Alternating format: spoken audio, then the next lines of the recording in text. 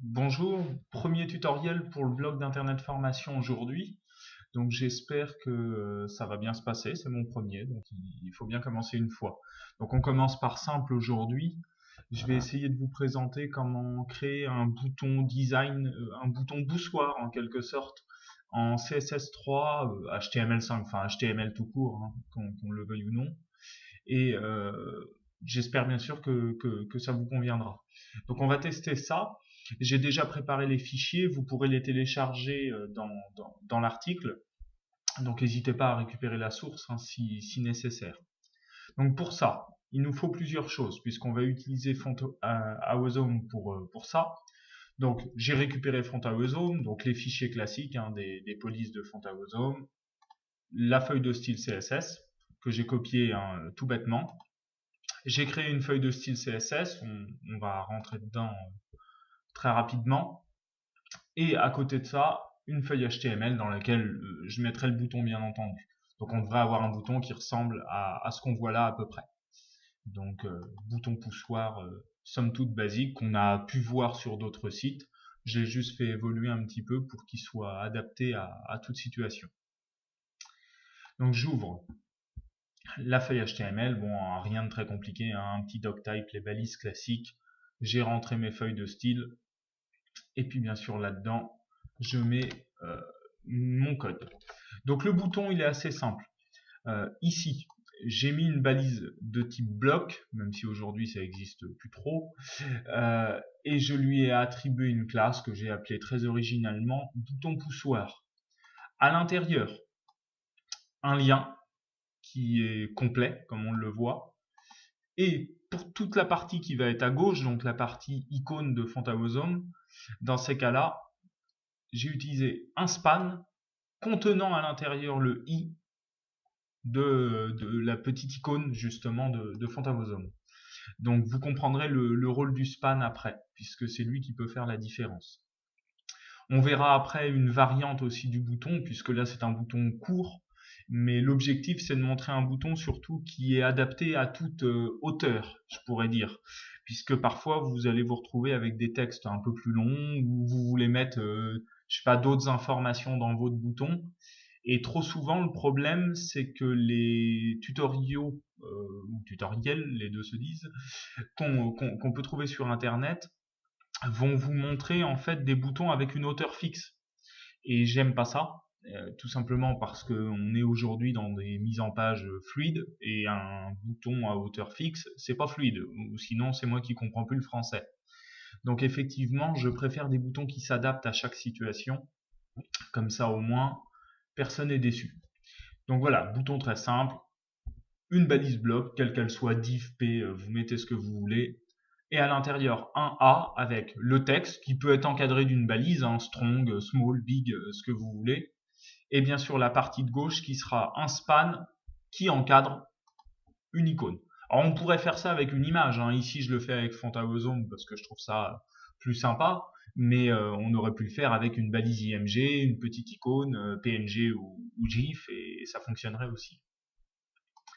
Donc pour le CSS, alors là ça va être un peu plus brutal d'un coup, tout est écrit. Alors comme je le dis avec une forme d'autodérision, j'ai fait un reset du pauvre. Le but c'était juste, on va dire, de nettoyer très rapidement la mise en forme du navigateur. J'ai créé une div pour juste décaler le bouton pour qu'on le voit mieux, donc on va dire que ça, on s'en fout un petit peu. Ce qui est important bien sûr, c'est tout ce qui est là. Alors, je vais l'expliquer très rapidement. J'ai mis les couleurs qui sont bien sûr celles du blog, hein, mais on pourrait faire vraiment n'importe quoi. Donc libre à nous de modifier les couleurs. Euh, Hop, vous voyez, j'enlève même le important qui est pas important pour le coup. Et donc, notre bouton poussoir, on va devoir donner un style au lien à proprement parler. Donc le lien, ça contient tout. Ici, je l'ai mis en display inline block. Alors, faut penser bien sûr aux rétrocompatibilités avec les anciens navigateurs. Ça peut parfois bugger, donc il faudra penser à faire une classe pour IE avec display inline et zoom 1 pour ceux qui ne connaissent pas le hack. Ici, je ne l'ai pas noté bien sûr, mais on pourrait le faire s'il fallait. Donc j'ai mis une couleur de fond, rien d'original. J'ai caché bien sûr le soulignement des liens, du texte dans le lien. J'ai mis une couleur de texte blanc, normal puisque j'ai du bleu à côté, sinon on n'y verrait rien. J'ai attribué une position donc relative, hein, donc ça va devenir mon référentiel, on va dire, mon lien, même si c'est finalement pas toujours utile, ça dépendra de ce que vous voulez, mais ici en tout cas on en a besoin.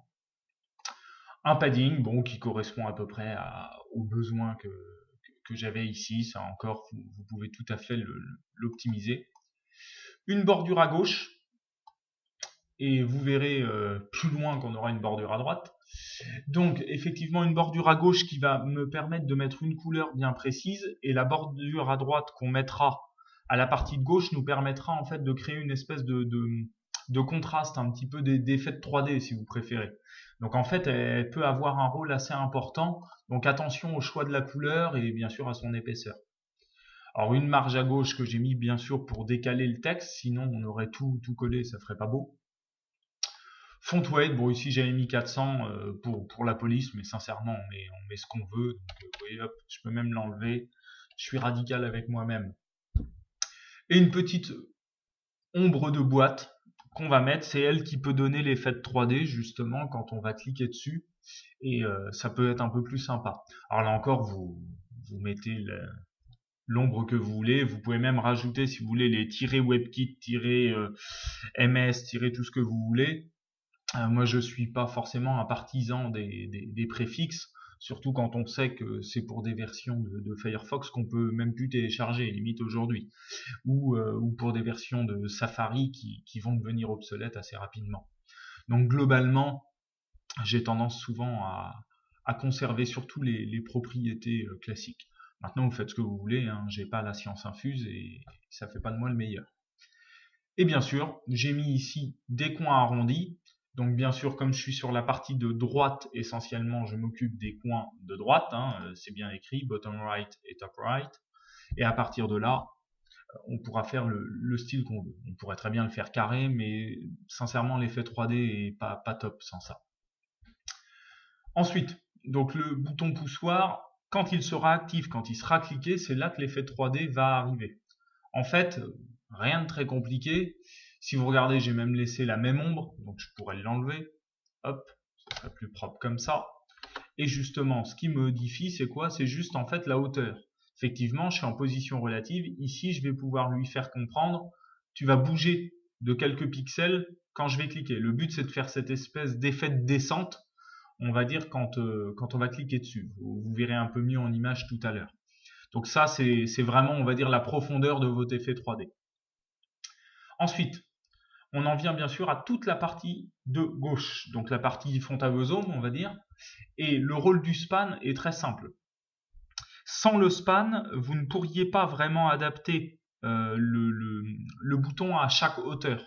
Vous vous retrouveriez en fait avec une partie de gauche indépendante de la partie de droite, et ça vous ferait deux dimensions différentes. Ce serait un peu dommageable. Donc on va justement éviter ça, et c'est là où le span intervient. Donc j'ai mis une couleur différente de fond, une police un peu plus grosse pour qu'on voit mieux l'icône. Et ici, ça c'est la partie on va dire plus ou moins importante. Ici j'ai pris plus large que ce que j'avais besoin.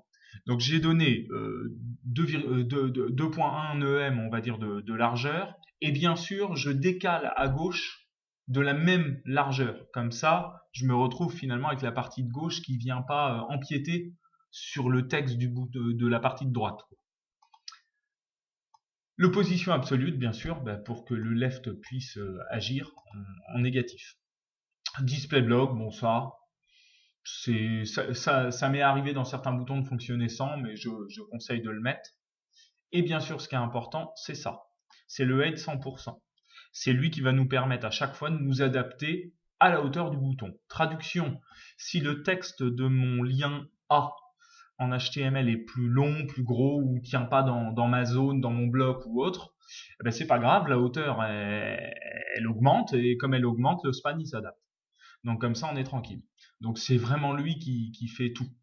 Sinon, hein, on aurait pu être plus brutal et faire comme ce que vous voyez dans tous les tutoriels, c'est-à-dire mettre un 8 ici, je sais pas, d'aller 3 EM, et puis ici vous mettez 8 3 EM, puis comme ça tout le monde est d'accord. Le problème, c'est que ça vous oblige à avoir le même padding, la même taille de police et ainsi de suite. Sinon, ça peut très vite créer des décalages qui sont, on va dire, disgracieux et c'est un euphémisme. Top 0 pour qu'il reste bloqué en haut, ça pas de problème. Ensuite, bon, couleur du lien, la fameuse bordure de droite qui va nous faire la réponse à la bordure de gauche de tout à l'heure. J'aligne le texte au centre, bon ça vous faites ce que vous voulez. Pareil pour les box shadow. Et bien sûr, je mets les coins arrondis cette fois sur la partie de gauche. Comme ça, mon bouton est fini. Ensuite, la partie fond à ozone. Donc là, comme je disais, ça pourrait être une image ou n'importe quoi d'autre. Je vais lui mettre un petit padding pour le décaler du haut. Sinon, je vais me retrouver avec mon icône tout en haut, ça va faire moche. Donc là, vous adaptez le padding à vos besoins, à la taille de police éventuellement que vous auriez mis ici. Donc vraiment adapté comme vous le souhaitez. Je donne un effet bien sûr au span quand le bouton est actif. Ici c'est relativement simple. Je le maintiens en fait dans sa hauteur de base, c'est-à-dire que je lui mets l'inverse du décalage créé ici. Donc il faut absolument lui mettre l'inverse, sinon vous perdez l'effet 3D. Je lui mets une ombre particulière et puis vous pouvez lui mettre un fond différent, enfin ce que vous voulez. Et d'ailleurs, c'est ce que j'ai fait ici. Vous voyez, quand j'ai un effet de survol, le span change de couleur. Donc jusque-là, rien d'original. Hein. Après, c'est du CSS. Je suis pas là pour vous apprendre le CSS à proprement parler. Enfin, pas là pour l'instant en tout cas. Donc je vous montre le résultat, dans Firefox en tout cas, s'il daigne s'ouvrir.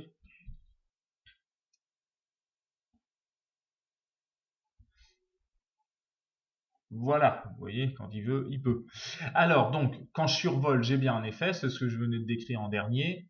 Quand je clique, j'ai bien mon décalage de 3 pixels, l'autre reste calé à 3 pixels au-dessus, et ça me fait donc mon effet 3D. Donc, j'ai bien mon bouton qui fonctionne très bien. Voilà, pas de problème, ça fonctionne nickel, et ça marche. Là, je suis dans le cas d'un bouton très court. Donc, je vous montre très rapidement, et on conclura là-dessus, avec un bouton qui serait plus long. Alors ici, étant donné que mon bloc c'est body et donc j'ai toute la place, je vais volontairement, on va dire, réduire le champ d'action du bouton. Donc je l'ai mis en inline block et puis je sais pas, je vais lui mettre un width, allez, soyons fous, j'en sais rien, les 15 EM, hop, ce sera comme ça. Ah oui, bah c'est 10 fois trop, donc c'est pas mieux, donc je vais rajouter du texte. Avec un texte super long, comme ça au moins on aura un exemple. Donc voilà, j'ai un texte super long et vous voyez bien effectivement que mon bouton s'adapte. J'ai pas de problème, la partie de gauche, la partie de droite sont bien adaptées, mon effet 3D il fonctionne tout le temps. Bien sûr, le seul défaut c'est ici le padding puisque lui est plus adapté.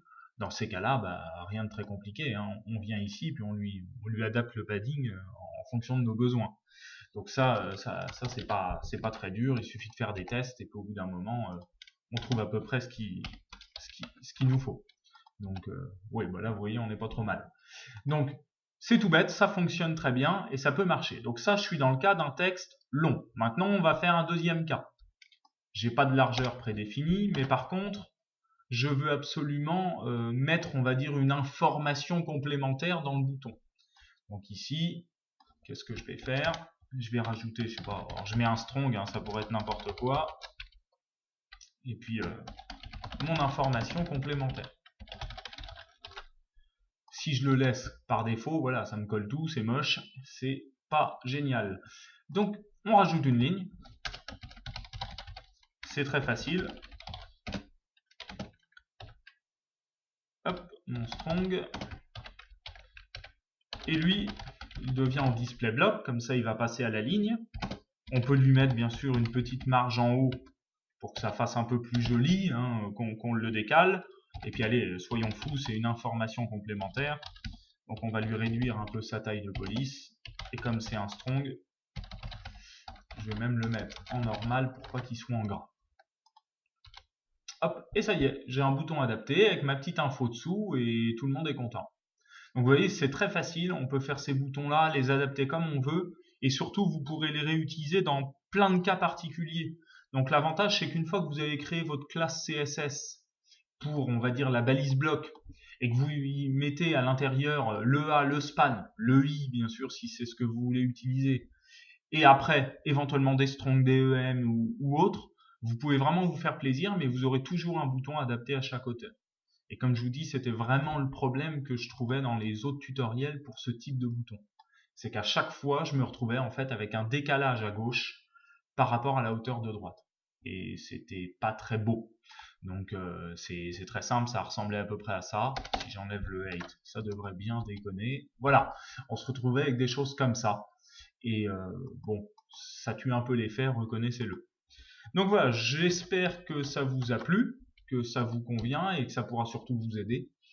J'essaierai de faire d'autres tutoriels à l'avenir, bien sûr, en vidéo. Il y aura même peut-être des articles vidéo. Je verrai comment je donnerai de la tournure au blog. Mais en tout cas, merci à vous et à une prochaine fois.